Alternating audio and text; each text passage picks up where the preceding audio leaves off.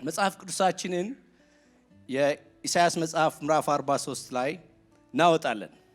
ትንቢተ ኢሳይያስ ምዕራፍ 43 ከቁጥር 18 እስከ ቁጥር 21 እኔ ማነበው በአዲሱ መደበኛ ትርጉም ነው። በጌታ በኢየሱስ ክርስቶስ ስም እንዲህ ይነበባል። የቀደመውን ነገር አታስቡ፣ ያለፈውን እርሱ። እነሆ አዲስ ነገር አደርጋለሁ፣ እርሱም አሁን ይበቅላል። አታስተውሉምን? በምድረ በዳ መንገድ አዘጋጃለሁ፣ በበረሃም ምንጭን አፈልቃለሁ። የምድረ በዳ አራዊት ቀበሮና ጉጉት ያከብሩኛል። በምድረ በዳ ውሃ በበረሃም ምንጭ እሰጣለሁና ለመረጥኩት ሕዝቤ ውሃ እሰጣለሁ። ለራሴ ያበጀሁት ሕዝብ ምስጋናዬን ያውጅ ዘንድ ይህን አደርጋለሁ። ክብር ለጌታ ይሁን። ሁላችሁ እንደምታውቁ የትንቢተ ኢሳይያስ ይሄ በተለይ ትንቢተ ኢሳይያስ ከምዕራፍ 40 ጀምሮ ያለው ክፍል የእግዚአብሔር ቁጣ በእስራኤል ላይ ያለው የእግዚአብሔር ቁጣ አልቆ ወይም ደግሞ የእግዚአብሔር ፍርድ አልቆ እስራኤል እንደ ኔሽን እንደ ሀገር ካለችበት የባቢሎን ግዛት ወደ ሀገሯ እንድትመለስ እግዚአብሔር ተስፋ እየተናገረ የመጣበት ክፍል ነው። ከምዕራፍ 40 ጀምሮ ወደዛ እስከ 60 ስትሄዱ እና እዚህ ቦታ ላይ እንግዲህ እንደምታውቁት እስራኤል ኃያል ሕዝብ ነው። ኢሌክትድ ነው፣ የተመረጠ ነው። እግዚአብሔር ከሱ ጋር የሆነ ሕዝብ ነው። በተአምር የኖረ ሕዝብ ነው። የእግዚአብሔርን ክንድ፣ የእግዚአብሔርን ኃይል፣ የእግዚአብሔርን እጅ የእስራኤል ሕዝብ ያየ ነው። 7 ነገስታት ድል ነስቶ ርስት ባልሆነ ቦታ ርስት የተሰጠው ሕዝብ ነው። የቃል ኪዳኑ ታቦት ከሱ ጋር ያለ ሕዝብ ነው። ቤተ መቅደስ የነበረው ሕዝብ ነው። ሕግ የተሰጠው የማይታይ ግን ሲሰራ የሚታይ አምላክ ያለው ሕዝብ ነው።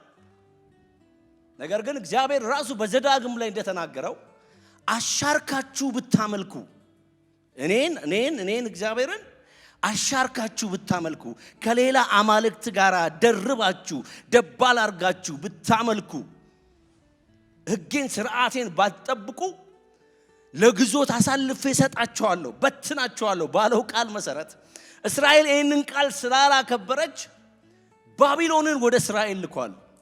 ናቡከደነጾርን ባሪያ ይለዋል፣ የአሕዛቡን ንጉሥ እና ባቢሎን እስራኤልን አፍርሶ ቤተ መቅደሱን አፍርሶ ከቤተ መቅደሱ ንጹሕና ቅዱስ የሆኑትን ለእግዚአብሔር መስዋዕት የሚሰጠውን ዕቃ እንዳለ ዘርፎ እስራኤል እንደ ሀገር ብትቆይ ብትኖር ኖሮ እዛ መንግስት ሊሆኑ ስልጣን ሊይዙ የሚችሉትን የመሳፍንት ዘሮችን እነሱን ሁሉ ወስዶ የከለዳውያንን ትምህርት እንዲማሩ አድርገው እነ ዳንኤል እነሱ ናቸው። እና ህዝቡ ተስፋ ቆርጦ ግራ ተጋብቶ በምርኮ ያለ ህዝብ ነው የእስራኤል ህዝብ።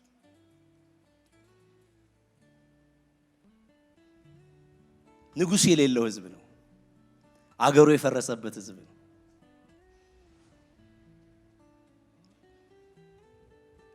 ይሄ ብቻ ሳይሆን በውስጡ ያመልከው የነበረው እግዚአብሔር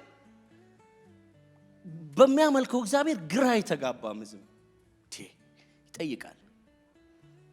በቃ የባቢሎን አማልክት እኛ ከምናመልከው ያህዌ ይበልጣል ማለት ነው እንዴ ብሎ ይጠይቃል። እኛ የበደልነው እግዚአብሔር የኛ በደል እውነት ከእርሱ ምሕረት በልጦ ነው ማለት ነው? ይሄን ያክል ነው ማለት ነው የእግዚአብሔር ምሕረት? ለምንድን ነው ያልማረን? ለምንድን ነው ይቅር ያላለን ብሎ ይጠይቃል። ከዚህ የተነሳ መንፈሳዊ ግራ መጋባት ውስጥ ያለ ህዝብ ነው። አሁን ይሄ ህዝብ በዚህ ሁኔታ ያለ እግዚአብሔር ተስፋ ሰጠው። እስኪ አሜን በሉ። ሃሌሉያ። ተስፋ ሰጠው እግዚአብሔር። እና ይላችሁ እግዚአብሔር ራሱ ይመታናል እንጂ ራሱ ሲፈልግ ይመታናል እንጂ ሌላ የሚመቱን አካላት በእኛ ላይ እንዲሰለጥኑ ፍላጎት የለው። ስለዚህ መጣና ቁጥር 14 ላይ እንደዚህ ያለ እዚሁ ኢሳይያስ 43:14 ላይ የእስራኤል ቅዱስ የሚበዣችሁ እግዚአብሔር እንዲህ ይላል፣ ስለ እናንተ በባቢሎን ላይ ሰራዊቴን እሰዳለሁ። አሁን በቅቷል። ከዚህ በኋላ የባቢሎን መንግስት የባቢሎን ኃይል የኔ በምለው ህዝብ ላይ በዋጀውት በገዛውት ህዝብ ላይ የሚሰለጥንበት የሚቀጣበት የሚመታበት ጊዜ ምን ብሏል? በቃ በቅቷል። አሁን እኔ ነኝ፣ ተራው የኔ ነው። በባቢሎን ላይ በሚገዛችሁ ላይ ሰራዊት ምን እላለሁ? ሰዳለሁ። ከዛ መጣ በነቢዩ ኢሳይያስ አማካኝነት ቁጥር 18 ላይ አሁን ያነበብኩላችሁ ክፍል የቀደመውን ነገር ምን አትበሉ አታስቡ አላቸው። የቀደመውን ነገር ምን አትበሉ አታስቡ፣ ያለፈውን ምን በሉ እርሱ። ይሄ የቀደመ የሚባል ነገር አለ፣ ያለፈ የሚባል ነገር አለ። እነዚህ ሰዎች ባለፈው ነጋቸውን ተምነው ዛሬ ላይ ሞተዋል። ፓስተር ሞ እንደዛ ሲል ነበር ካስታውሳችሁ፣ እንደዚህ አዙሮ ያስቀረናል ሲል ትዝ አላችሁ። በባለፈው ታሪካቸው ምክንያት ነገ የሚታያቸው ምንም ተስፋ የላቸውም። ዛሬን በቃ ደምድመው በቃ የበድን ኑሮ ነው የሚኖሩት። እግዚአብሔር መጣና የቀደመው ምን አትበሉት እርሱት፣ አታስቡት። ያለፈውን ምን በሉት እርሱት።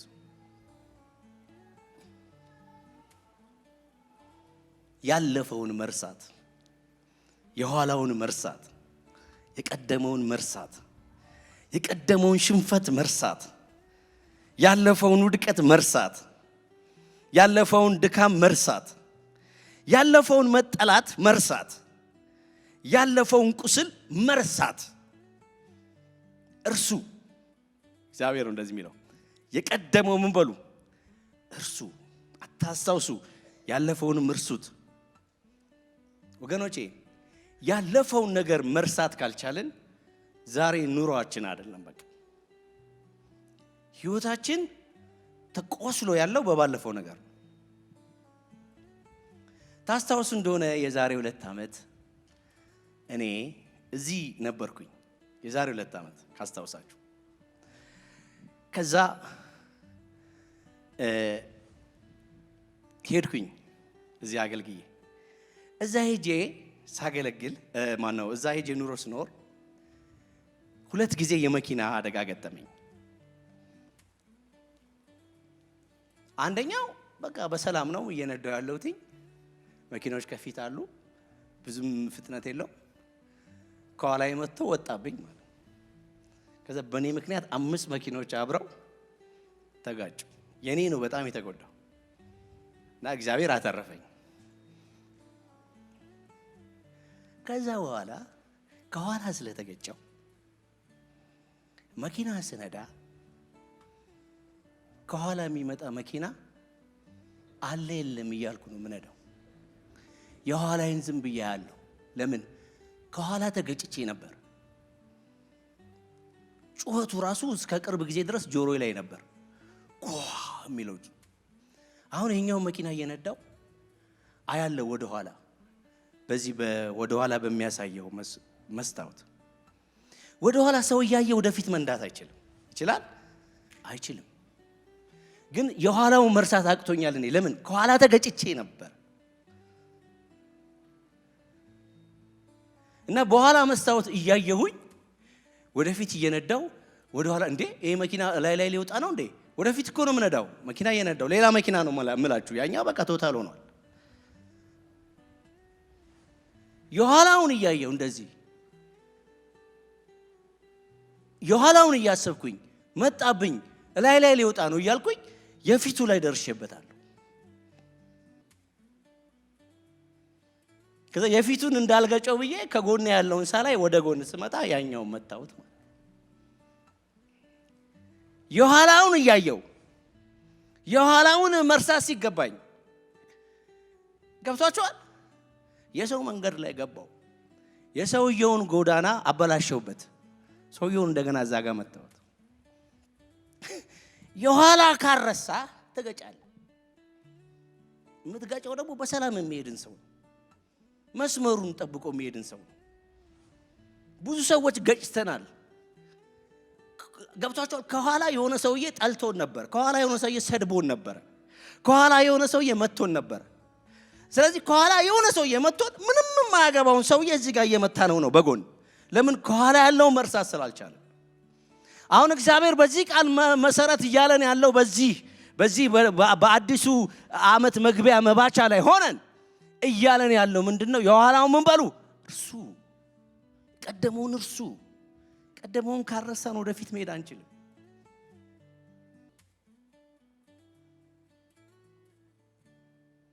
እና ይሄ ሀገር የሌለው ህዝብ፣ ሀገሩ የፈረሰበት በቃ እግዚአብሔር ተሸንፏል ወይ ምንድነው እያለ በቃ ውዥንብር ውስጥ መንፈሳዊ መሳከር ውስጥ ያለን ህዝብ እግዚአብሔር መጣና ቀደመውን እርሳው አለ። ቀደመውን አታስታውሰዋል። እግዚአብሔር ደስ የሚለኝ አንድ ነገር ተው ሲል የሆነ ነገር ይኖረዋል። አሜን በሉ እንጂ። አዎ። እና እንዴ ነው ዝም ብለን የምንረሳው? እርሳ ስትባል እኮ መተኪያ ያስፈልጋል አይደለም እንዴ? መተኪያ እንዴ ብዙ ማስረሻዎች እኮ አሉ እዚህ አይደለም? ማስረሻ ተብሎ ስም ይወጣላቸው። የሆነ ጉዳይ እኮ አስረስቶ ነው ያ ልጅ አይደለም? እና ማስረሻ ያስፈልጋል። እና ይሄንን ህዝብ መጣና እርሳ፣ የኋላውን አታስብ ማለት ሽንፈትህን፣ የቤተ መቅደሱን መቃጠል፣ የቅጥሩ መፍረስ አታስብ፣ እርሳ፣ አታስታውሰው አለና እኔ አዲስ ነገር አደርጋለሁ። ሃሌሉያ። ይሄ አዲሱ ከኋላው ጋር አይገጥም። አዲሱ ካረገው ጋር አይሄድም። አዲሱ ካረጀው ጋር አይሄድም። አየህ፣ በአዲስ ኪዳን ወደ ባረጀው ኪዳን በአዲስ ኪዳን ውስጥ ሆነ ያረጀውን ኪዳን መኖር አችልም። አብሮ አይሄድም፣ ፊት አያረግም። ስለዚህ ወደ አዲሱ ነገር ለመምጣት ይሄ የድሮውን ያረጀውን የተጎዳህበትን የታመምክበትን ምን ማለት አለበት? መርሳት አለበት። ስለዚህ እግዚአብሔር እንደዚህ ነው ያለው፣ አዲስ ነገር አደርጋለሁ። መቼ ሲሉት አሁን፣ ራይት ናው፣ አሁን አደርጋለሁ አዲስ ነገር። ጌታ ይባረክ። ዛሬ በዚህ ምሽት እግዚአብሔር በእናንተ በቃሉ በኩል የሚነግራችሁ ምን መሰላችሁ? እግዚአብሔር አዲስ ነገር አረጋለሁ ነው ያላችሁ ያለው። በዚህ በሚቀጥሉት ዓመታት ከዚህ ከ2025 ወደዛ ስንሻገር እግዚአብሔርን በአዲስ ነገር ነው የምንገናኘው። በተሻለ ህይወት፣ በአዲስ ህይወት፣ በአዲስ እቅድ፣ በአዲስ ስርዓት፣ በአዲስ ስነ ምግባር፣ በአዲስ ትጋት። አሜን በሉ እንጂ። ለምን? እግዚአብሔር አዲስ ነገር አረጋለሁ ብሎ ፕሮሚስ አለ። አዲስ ነገር አረጋለሁ። እና ይሄ ክፍል የሚፈታው ስለ ነፃ መውጣት ነው የሚያወራው። እና ከዚህ እስራኤላውያንን ከግብፅ ሲያወጣቸው እግዚአብሔር እነዚህ የሚያውቁት ታሪክ አለ። እና እንደዛ አይደለም ነው እያላቸዋለሁ። አወጣጡ ራሱ አሁን የምትወጡበት አወጣጥ ያን ጊዜ ከግብፅ እስራኤልን ሳወጣ እንደነበረው አይነት አይደለም ነው። አዲስ ነው፣ አካሄዱ አዲስ ነው። እና ይኸውላችሁ እግዚአብሔርን አታስምሩለት። እግዚአብሔር ሁል ጊዜ አዲስ ነው። አሜን በሉ እንጂ። እንዴ በቃ የሆነ ዘማሪ ካልወጣ አትባረክም። አዲስ ፊት አይባርከንም። የሆነ የለመድነው ፊት አለ። የእግዚአብሔር አሰራር ግን እንደዛ አይደለም። እግዚአብሔር በለመድነውም ይሰራል፣ በአዲሱም ይሰራል። አሜን በሉ እንጂ። እና በቀደመው እንዳትጠብቁኝ፣ አዲስ አደራረግ፣ አዲስ አካሄድ አለኝ፣ አዲስ አሰራር አለኝ። የቀደመውን ይልቅ ምን በል እርሳ፣ አታስታውስ፣ እርሳ። ይኸውላችሁ ከተጋጨው በኋላ አንድ የተማርኩት ነገር ምንድነው? የኋላ ታሪክ ለትምህርትና ለምስጋና ብቻ ነው የሚጠቅመው። ደግሞዋለሁ፣ የኋላ ታሪክ ለትምህርትና ለምስጋና ብቻ ነው። እግዚአብሔር ያደረገልንን ነገር እያሰብን ምን እንላለን? እናመሰግናለን። ከዛ ከፌለሪታችን ደግሞ ምን እንላለን? እንማራለን። ስለዚህ ጠቆም ነው የምታደርገው ማለት ነው። እዚህ ብዙ ድራይቨሮች ስላላችሁ ከኔ የተሻለ ልትናገሩ ትችላላችሁ። ወደኋላ አየት ብቻ ነው የሚደረገው። አየት ታረግና ትናንትና እኮ እንዴት ተሳስቼ ነበር፣ ዛሬ ግን ምን አልልም ተማርክ ማለት ነው። አየት ታረግና ትናንትና ጌታ ከምን እንዳነሳኝ እኮ ነው ያውቃለሁ፣ አመሰግናለሁ ትላለህ ማለት ነው። ኢየሱስ ጌታ ነው። ስለዚህ ግን ችክ አትልም፣ አትቸከልም። ዛሬ በኢየሱስ ስም ችካላችሁ ይነቀል። ይሄ አንድ ቦታ ላይ ተቸክሎ መቆም፣ የትናንትና ላይ መቸከል፣ የትናንትና ላይ መቸከል። እኔ እኮ ከድሮ ጀምሮ እንደዚህ ነው ይላል። በቃ እኔ ከድሮ ጀምሮ እንደዛው ነኝ። በቃ የሆነ ጥያቄ ሲጠየቅ እኔ እኮ ከድሮ አታውቁኝም እንዴ? ከድሮ ጀምሮ እኮ ነኝ ወንድሜ። አሁን አዲስ ዘመን ውስጥ ነው ያለኸው። ኢየሱስ ጌታ ነው። አሁን ደግሞ የሚመጣ አዲስ ዘመን አለ 2026 የሚባል። እኛ እኮ ከዘራችን አትበል ወንድሜ፣ ዘር ቀይር። አሁን የኢየሱስ ዘር አለ። ኢየሱስ ጌታ ነው። ኧረ አሜን በሉ እንጂ። አያችሁ፣ ማላከክ እንፈልጋለን። አለመቀየራችንን፣ አለመለወጣችንን እግዚአብሔር ፕሮቫይድ አድርጎን አዘጋጅቶልን ሰጥቶን እያለ አለመለወጣችን ላይ ምክንያት እናስቀምጣለን። እኔ እኮ ከልጅነት ጀምሮ እናቴን ጠይቃት ከፈለክ ይላል። አባቴን ብትፈልግ ጠይቀው። አባት ቢጠየቅ አስቸግሮኝ ነው የሚለው።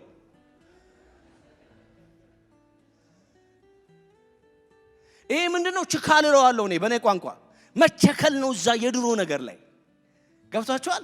ዛሬ እግዚአብሔር ይሄ በቃ በተለይ በውድቀት በህመም በመታመም በመጠላት ተቸክለን ያለን ካለን እግዚአብሔር ችካላችንን ይንቀል። በደንብ አሜን በሉ። አዎ እግዚአብሔር አዲስ ነገር አለው። አዲስ ምዕራፍ አለ። አዲስ ህይወት አለ። ከፊት ያለው የተሻለ ነው። ያመለጣችሁ እድል የለም። በረከታችሁ ከፊት ነው።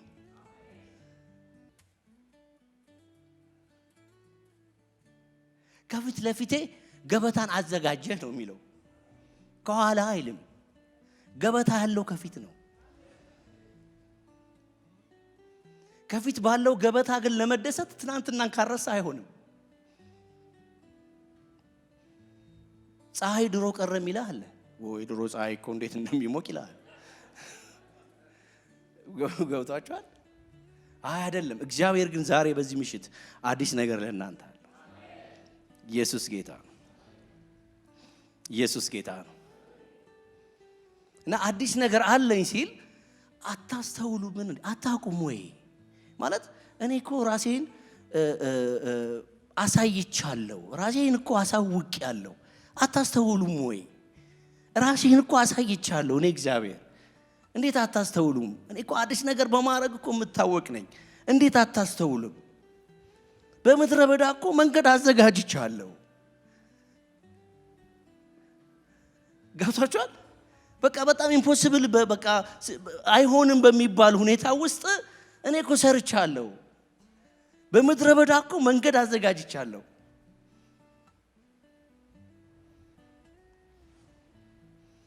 በበረሃ እኮ ምንጭ እኮ አፈልቀዋል እኮ። እንዴ አታስተውሉም ወይ? ምንጭ እኮ ፈልቀዋል።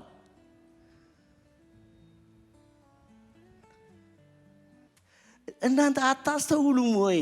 የእግዚአብሔር ወንድና ሴት ልጆች፣ እግዚአብሔር እኮ በምድረ በዳ ምንጭን እኮ አፍልቀዋል። እንዴ አሁንም ቢቢሲና ሲኤንኤን ላይ ነን እንዴ ያለ ነው? አታስተውሉም እንዴ?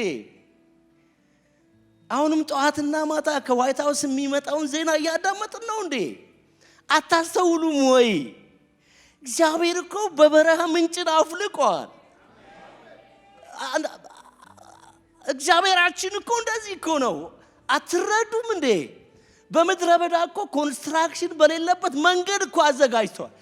ምድረ በዳ እኮ ምንም እኮ ምልክት እኮ የለውም። ስትባዝን እኮ ነው የምትውለው እኮ። በምድረ በዳ ልራመድ ብትል መንገድ ካልወጣለ ማን እዛ ድረስ ሄዶ መንገድ ያወጣልሃል? የኪሳራ መንገድ። እግዚአብሔር ግን መንገድ አውጥቷል እኮ። አታስተውሉም ወይ ነው እያለ ያለው። ገብታችኋል እንዴ? አስቡኝ እንጂ እኔን አስቡኝ እንጂ ይላችኋል። እኔ እኮ ከምንጭ ጭልጥ ባለ በረሃ በውሃ ጥም ሰው ሊሞትበት በሚችል በረሃ ውሃ ይፈልቃል ተብሎ በማይታሰብ በረሃ እኔ እኮ ምንጭን ምን ብያለሁ አፍልቅ ያለው።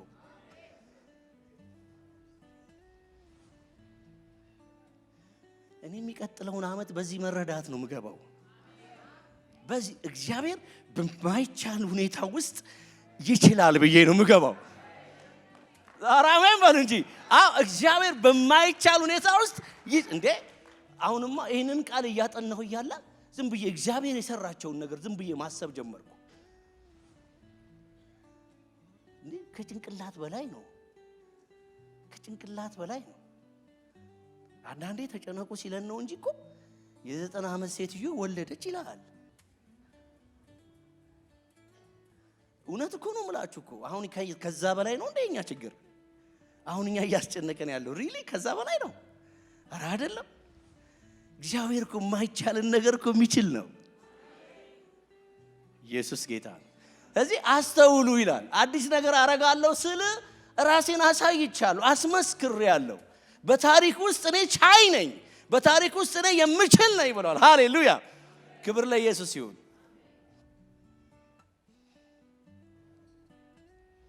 ኢየሱስ ጌታ ነው።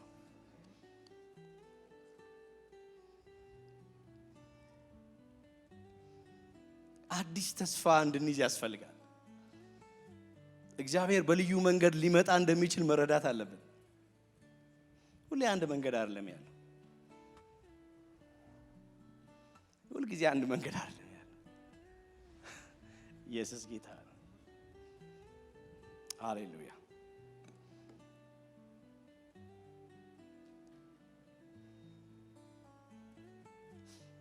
ያው አዲስ ዓመት አይደለ እንግዲህ እንደማንኛውም ሰው አዲስ ዓመት ሲመጣ የሆነ ነገር ይጻፋል። የሚዘጋ ይዘጋል አይደል? ይከፈታል። እቅድ ይጻፋል። እና እኔም ብዬ የሆነ ቀን ቁጭ ብዬ እጽፋለሁ በጭንቅላቴ እየተመላለሰ እና በቃ ይሄን ብሰራ በዚህ በሚመጣው ዓመት ይሄን ብሰራ ይሄንን ብተው ይሄንን ብጨምር ሚስቴ ይሄንን ብታረግ የለም እንደዚህ ይደረጋል እኮ አይደል? ያረጋችኋላችሁ ብዬ አስባለሁ። ዳ ይሄንን ትንሽ ኖት እያረኩኝ አንድ ነገር ጻፍኩ ማለት ነው። ምን ብዬ ነው ጻፍኩት? አሁን በዚህ በሚመጣው ዓመት ሰው መቀነስ አለብኝ። ሰው በቃ መቀነስ አለብኝ። አየህ፣ በአዲሱ ዓመት እቅድ እያወጣሁኝ ኢጎ ወጣ ከውስጤ። አየህ፣ ይሄ አዳም አቆጠቆጠ ውስጤ። በሰላም ቁጭ ብዬ የአዲስ ዓመት እቅድ እያወጣሁ ለእቅዴ ዋስትና ማረገው እግዚአብሔር ሆኖ ባጀቴ እግዚአብሔር ሆኖ በእግዚአብሔር ላይ ታምኜ እቅድ ምጽፍ እኔ ስጋ በቃለ ኢጎ ሰው መቀነስ አለብህ አለኝ።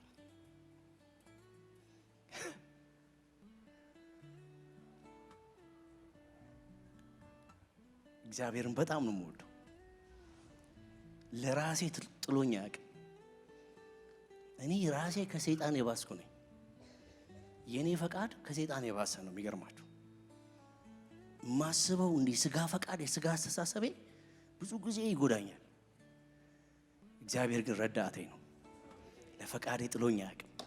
መጣ የኔ ጌታ ኢየሱስ ጌታ። እስኪ አሜን በሉ። መጣ እግዚአብሔር በቃ በሚገባ ነው የሚረዳ የሚነግርህ። ሎጂክ አስቀመጠልኝ። ቆይ ምን ያህል ሰው ነው የምታገኘው አለኝ።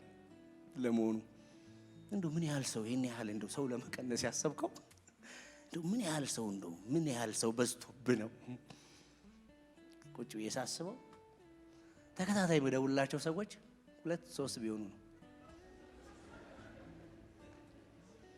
ከዛ በተረፈ ያሉት ቸርች ሰንደይ ላይ ምናምን እንዲህ የምንገናኝ ምናምን ነው። አየህ ስጋ የሌለውን ነገር ነው።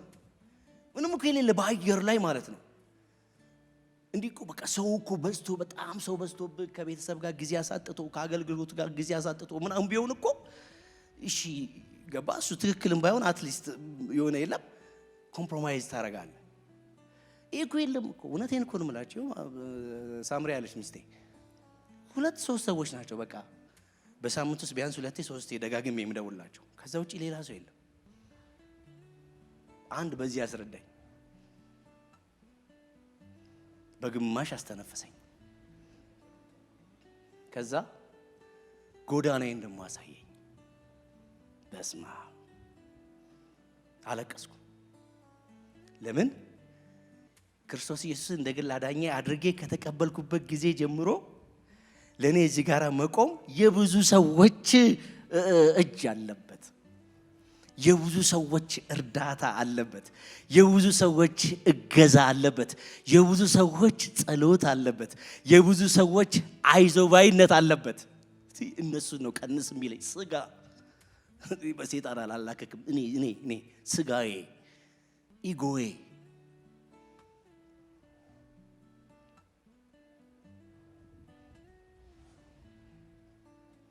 ይሄ አሁን ችካል ነው ለኔ። ገብቷችኋል? ችካል ነው። በክርስቶስ ወንድምና ጠላትን ውደድ የሚል መጽሐፍ ማነብ ልጅ በአዲስ ዓመት እቅዴ ውስጥ በክርስቶስ ወንድምና እህቴ የሆኑትን እዚህ ለመድረስ የጸለዩልኝ፣ ያነቡልኝ፣ ያገዙኝ፣ እርዳታ ያደረጉልኝን ሰዎች ለመቀነስ ፕላን እያወጣው ነው። እንደዚህ አይነቱ በመገሰጽም ባጣናም መደብደብ አለበት። እኔ በገረፍ ቅር አይለኝም። ለምን? ከሰይጣን የከፋ ሐሳብ ነው ያዘ። እግዚአብሔር ይቅር በለኛል፣ ይቅር በለኝ። እዚህ እንደመጣሁኝ አስታውሳለሁ። ፓስተር ጣምሽ እንኳን እሱ ላስታውስ ይችላል። ከፓስተር ጣምሽ ጋር ወክ እናደርጋለን። አንተ ምን እያረክ ነው? ዝም ብለህ እንዴት ትቀመጣለህ? ቤተሰብን እዛ አስቀምጠህ ሚኪን ንገረው፣ አንዳንድ ነገር እናድርግ። ዝም ብሎ ሐሳብ ይመስላችኋል አይደል? አይደለም። አብረውኝ ያለቀሱ ስለ ቤተሰቦቼ በነገራችን ላይ መተዋል እኮ ይኸውላችሁ፣ ችግር የለውም። በተለይ ፕሮሰስ ያላችሁ ሰዎች በደንብ ስሙኝ፣ እግዚአብሔር ያደርግላቸዋል። አሁን እኮ እዚህ እኮ ትኖራላችሁ የኔ ቢጤዎች፣ በአዲሱ ዓመት ሰው ላለማግኘት ፕላን ያደርጋችሁ። እውነት እኮ ትኖራል። ለመሰላችሁ እግዚአብሔር ዝም ብሎ አያዋራኝማ። በእርግጥ ጽፌው ነው የመጣሁት፣ ግን አሉ ሰዎች ገብቷቸዋል። እንዲሁ ከመሬት ተነስተው እንደኔ ከመሬት ተነስተው ሰው ላለማግኘት ፕላን የሚያደርጉ። ወንድሜ ሰው መድኃኒት ነው። ያናድ ደስ ይላል፣ ደስ ይላል። ያናድ ያቃጥለ ደስ ይላል። ሰው መድኃኒት ነው።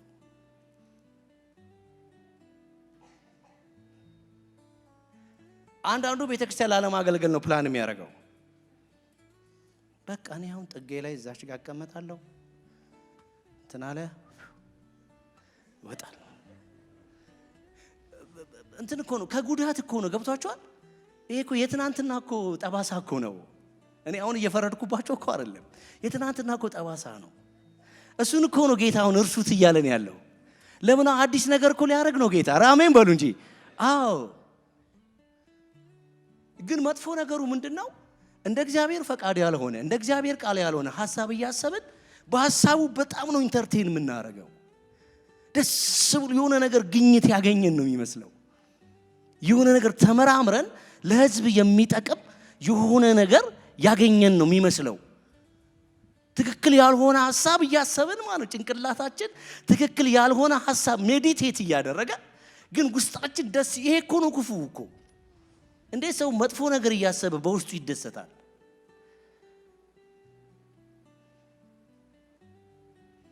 እግዚአብሔር ግን ዛሬ ያቆምልን። ሃሌሉያ ሃሌሉያ። በደንብ አሜን በሉ። እና ደስተኛ ነው እና ይነግርሃል።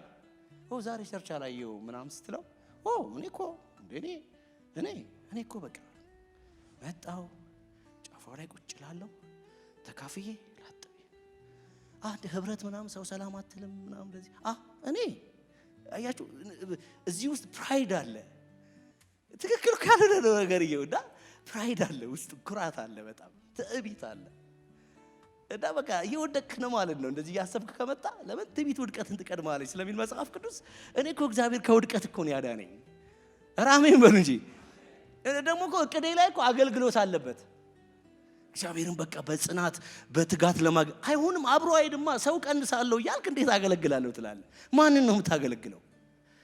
አብሮ ሄዳል አይሄድም። ኢየሱስ ጌታ ነው። ከዛ እኔ በቃ እግዚአብሔር ተናገረኝ። ከዛ ገለበጥኩት ማለት ነው። እግዚአብሔር ሲናገረን ደግሞ ቶሎ መመለስ አለብን እና ገለበጥኩት።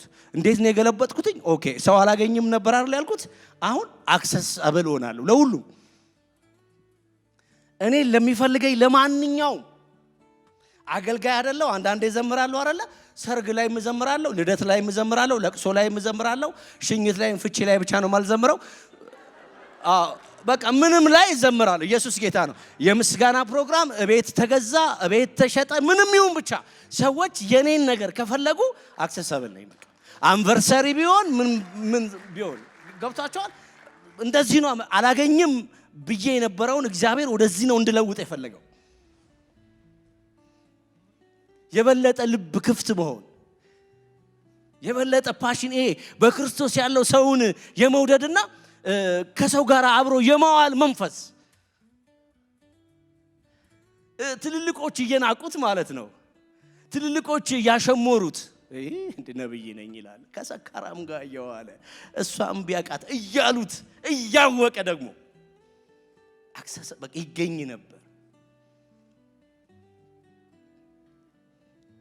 ዲኒኩ ስራዬ ድራይቨር ሆኖ እኮ ቢሮ እኮ ገነባው 5 ቢሮ አልፎ ሰው እንዲያገኘኝ እግዚአብሔር አፈረሰልኛ።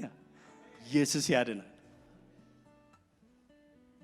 በጎ ሰዎችን ሊያሳጣኝ ትቢቴ፣ ስጋዊ አስተሳሰቤ ደግ ሰዎችን ሊያሳጣኝ፣ የጸለዩልኝን ሰዎች ሊያሳጣኝ፣ የረዱኝን ሰዎች ሊያሳጣኝ። ስንቶቻችሁ እዚህ ደውላችሁልኛል እንኳን ደስ አለ ብላችሁ? ለካ ታስቡልኝ ነበረ። ሚኪዬ ወንድሜ ፋይል አለኝ እሱ ጋር በኋላ ነግራችኋለሁ ከፈለጋችሁ፣ የሱ ፋይልን ከፈለጋችሁ።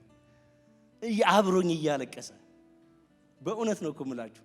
አሁን እሱን ለመቀነስ እንዴት አስባለሁ? ይሄ እኮ መታመም እኮ ነው። በአዲስ ዓመት መግቢያ ላይ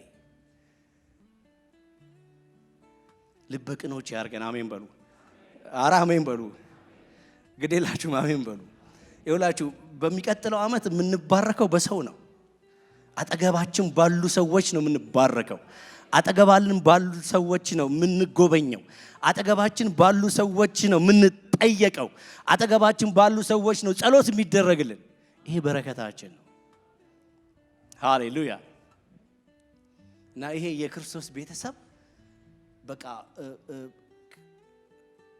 ከኛ ጋር እንዲሆን ያስፈልጋል ማለት ነው። የጻፋችሁ እንደኔ ካላችሁ እግዚአብሔር ይሰርዝላችሁ። አሜን። በቃ እኔ ንስሐ ገብቼ አስተካክዬ ንጹህ ሆኜ ነው እዛኛው ዓመት ላይ የምገባው። ንጹህ ሆኜ ሌሊት ራሱ ተነስቼ ገላይን ሁሉ ታጠባል። አልፈልገውም። እኔ እድፍ ራሱ ይዤ አልገባም። እውነት ፋይል ተሸክሜ አልገባም ወደዛ። እዚህ ጥላለሁ። እግዚአብሔር እንደዛ ያርግልን። በደንብ አሜን በሉ። በደንብ አሜን በሉ። ምክንያቱም የወጣንበት ማህበረሰብ ከአንድ ቦታ ወጥተን የገባንበት ማህበረሰብ ፋሚሊ ነው። ቤተሰብ ውስጥ ነው አምጥቶ ይቀላቀል። ኢየሱስ ጌታ ነው። ሃሌሉያ። ጥሩ ቤተሰብ አግኝቻለሁ። በእውነት እንዲሁ ለስብከት ማድመቂያ አይደለም። በጣም ምርጥ ቤተሰብ አግኝቻለሁ። በክርስቶስ የሆነ ቤተሰብ፣ ደጋግ ሰዎች። ሃሌሉያ። ደጋግ ሰዎች የሚጸልዩልኝ እኮ ጥሩ ስላረከው አይደለም፣ ጥሩ ስላልሆንኩ እኮ ነው። እርዳው እያሉ ይጸልዩልኛል። ደስ አይልም? እርዳው ይሄ ልጅ እየተጣመመ ነውና አቃ ነው እያሉ ይጸልዩልኛል። ኢየሱስ ጌታ ነው። ታዲያ እንዲህ አይነት ቤተሰብ ከየት ታገኛለህ? የት ታገኛለህ? መጠጥ ቤት አለ? የለም። ኢየሱስ ጌታ ነው። አሜን በሉ እንጂ። እና ይሄ እግዚአብሔር እዚሁ ክፍል ላይ እኔ እኮ ይሄንን አድርጌያለሁ አታስተውሉም ወይ ብሎ አለና ይሄ አዲስ ነገር የሚያረግበትን ምክንያት አስቀመጠ። ይሄ ነው በቃ ያያችሁ፣ ምክንያት አለው እግዚአብሔር። ዝም ብሎ አያረግም እግዚአብሔር። ለምን ከዛ ሰፈር ወጣው? ምክንያት አለው እግዚአብሔር። ለምንድነው የድሮ ነገር እንድረሳ የሚፈልገው? ምክንያት አለው እግዚአብሔር። ለምንድነው ጉዳትህን ተው፣ ይቅር በል፣ ቂም አትያዝ፣ ልብህ ንጹህ ይሁን የሚለኝ? ለምንድነው? ምክንያት አለው። እና በምክንያት ነው እግዚአብሔር የሚያደርገው። እግዚአብሔር ያለምንም ዓላማ ምንም አድርጎ አያውቅም። ጌታ ይመስገን። እና ምን አለ ቁጥር 21 ላይ ለራሴ ያበጀሁት ሕዝብ ምስጋናዬን ያውጅ ዘንድ ይህን አደርጋለሁ። ጌታ ይባረክ። እና ይሄ ያበጀሁት የሚለው ቃል ቀጥታ ከዘፍጥረት ጋር ሪሌት የሚያደርግ እግዚአብሔር አዳምን ከምድር አፈር ምን አለው? አበጀውና እስትንፋስ ሰጠው ይላል አይደል? በቃ ለማን ነው የተበጀው ሲባል ለራሴ። ስለዚህ ለስኬቱ አይደለም፣ ለእስራኤል ስኬት አይደለም፣ እስራኤል በዓለም አንደኛ ሀገር እንድትሆን አይደለም፣ ለነሱ ፍላጎት አይደለም፣ ለራሱ። ስለዚህ እኛንም የጠራን እኛንም አዲስ ነገር ሊያረግልን የፈለገው እግዚአብሔር የትናንትናውን ሽሮ የትናንትናውን አስረስተው የትናንትናውን ረስተን እግዚአብሔር ወደ አዲስ ነገር ሊከተን የፈለገው በዓላማ ነው። እስኪ አሜን በሉ። እና ይሄ እናንተ የኔ ናችሁ ነው እያለ ያለው። የራሴ ብሎ ጠቁሟል ወደ ራሱ። ለስኬታችን ሊተወን አይደለም፣ ለድካማችን ሊተወን አይደለም፣ ለንብረታችን ሊተወን አይደለም፣ በምድር ላገኘነው ዘር ሊተወን አይደለም። እኛ የእግዚአብሔር ነን። ሃሌሉያ። ንብረትነቱ የተወሰነ የእግዚአብሔር ነን። እኛ በእኛ ላይ የሚያዝ በእኛ ላይ አለቃ ሊሆን የሚፈልግ የኛ ባለቤት ሊሆን የሚፈልግ የኛ አስወጪና አስገቢ ሊሆን የሚፈልግ እግዚአብሔር ብቻ ነው። ፕሮፌሽናችን አይደለም፣ እውቀታችን አይደለም፣ ስራችን አይደለም፣ ወይም የምድር ዘራችን አይደለም። በእኛ ላይ ገዢ እግዚአብሔር ብቻ ነው። ስለዚህ ለራሴ ያበጀሁት ሕዝብ አለ የሰራኋችሁ ለራሴ ብዬ ነው እያለ ያለ። በደንብ አንጥሩት። ከኤርሚያስ ጋር ያገናኘዋል። በሸክላ ሰሪ እጅ እንዳለ ብሎ መጽሐፍ ቅዱስ ሸክላ ሰሪ በሸክላ ሰሪ እጅ እንዳለ እንደዛ ናችሁ እንደሚል እንደወደደ ሊያበጀንና ሊያደርገን ኢየሱስ ያድናል። ኧረ አሜን በሉ እንጂ ወገኖቼ። እና ለራሴ ያበጀሁት ሕዝብ አለኝ እያለ እና እንደነገርኳችሁ በደንብ አጥሩት ግቡና አልስተውም ትርጉሙ ከአዳም ጋር ነው ሪሌት የሚያደርግ። ስለዚህ አዳም የተበጀው ለእግዚአብሔር ነው፣ ለእግዚአብሔር ነው። እና ለራሴ ያበጀሁት ሕዝቤ ነው የሚለው እግዚአብሔር። አሁን በእኛ ላይ እኔ ባይ እግዚአብሔር ብቻ ነው። አሜን በሉ እንጂ። በእኛ ላይ እኔ ባይ እግዚአብሔር ብቻ ነው። የእኔ ሊል የሚችል እግዚአብሔር ብቻ ነው። ድካማችን አይደለም፣ ስንፍናችን አይደለም፣ ሰይጣን አይደለም፣ ትምክታችንም አይደለም፣ ፕሮፌሽናችንም አይደለም፣ ገንዘባችንም አይደለም፣ ያለን ፕሮፐርቲም አይደለም። እግዚአብሔር ብቻ ነው በእኛ ላይ እኔ ባይ። ሃሌሉያ። እና ይህንን የማረገው አዲስ ነገር የማረገው ለራሴ ያበጀሁት ሕዝብ እንዲያመሰግነኝ ነው። ሃሌሉያ። አየህ እንግዲህ አዲሱን ነገር ይዘ አጠፋም ማለት ነው። ምስጋና ይጠበቅብሃል። ዓላማው ይሄ ነው፣ እንዲያመሰግኑኝ ነው። ለዛ ነው ይሄንን ማደርገዋል። ታሪኩን ጠብቃችሁ ስትሄዱ እስራኤል መጀመሪያ በዘሩባቤል ከዛ በኋላ በነህምያ ወደ ሀገሩ ከገባ በኋላ ሰለብሬት ነው ያደረጉት። እግዚአብሔርን አመሰገኑት። በቃ በእንባ የእግዚአብሔር ቃል ሲነበብ እዝራ ሲያነበው ቀኑን ሙሉ ቆመው እግዚአብሔር በላያቸው ላይ ሲነገርባቸው እስኪ አሜን በሉ።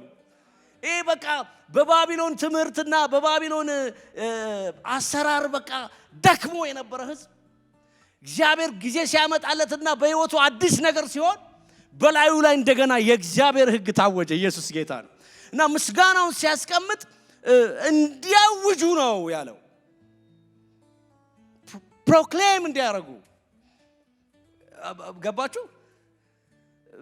አዋጅ የሚነገርበት የድምጽ ቶን አለ የለም አዳለ የሚነገርበት የድምጽ ቶን። አዋጅ ሲነገር መንግስታት ሲያውጁ አንድ ነገር እንደ ተራ ዜና አይደለም፣ እንደ አየር ንብረት ትንበያ አይደለም የምትሰማው፣ ወይ እንደ ቢዝነስ ትንበያ አይደለም የምትሰማው።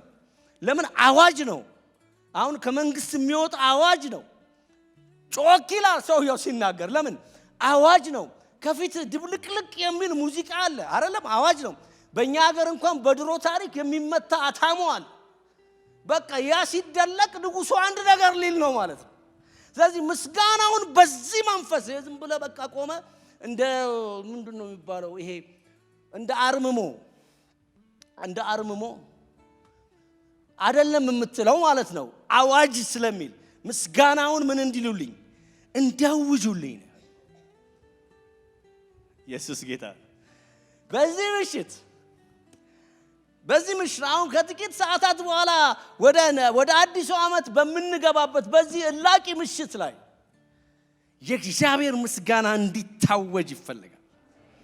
ለምን? እግዚአብሔር በሕይወታችን አዲስ ነገር ሊያደርግ ነው። የድሮ ጠባሳችንን ሊያክም ነው። አሜን በሉ። የድሮ ነገራችንን ሊሽር ነው። አሜን በሉ። የድሮ ችካል ሊነቀል ነው። አሜን በሉ። አዲስ ነገር ሊያደርግ ነው እግዚአብሔር። ሃሌሉያ። መቼ? አሁን እግዚአብሔር አሁን አዲስ ነገር ሊያደርግ ነው። አሁን እግዚአብሔር በአዲስ ማንነት ሊገልጠን ነው። አሁን አዲስ ስነ ምግባር ሊኖረን ነው። አሁን ሰው ልንወድ ነው። አሁን ይቅር ልንል ነው። አሁን ቂም ልንተው ነው። አሜን በሉ እንጂ በደንብ። አሁን እግዚአብሔር ሊባርከን ነው። መቼ? አሁን።